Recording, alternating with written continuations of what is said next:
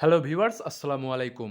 রিকুটেক 360 পক্ষ থেকে আমি ইমন আছি আপনাদের সাথে। আজকের ভিডিওতে আমি আপনাদের যে বিষয়টি দেখাবো সেটি হলো কিভাবে আপনারা খুব সহজেই Redmi Note 9 থেকে কুইক বল অন অফ করতে পারেন। তো কথা না বাড়িয়ে চলুন চলে যাই ভিডিওতে।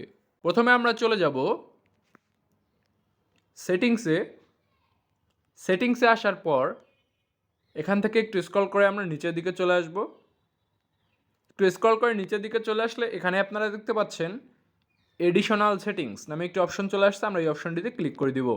এডিশনাল সেটিংসে ক্লিক করার পর এখানে আপনারা দেখতে পাচ্ছেন কুইক বল, এই অপশনটিতে আমরা ক্লিক করে দিব। কুইক বলে ক্লিক করার পর এখানে আপনারা দেখতে পাচ্ছেন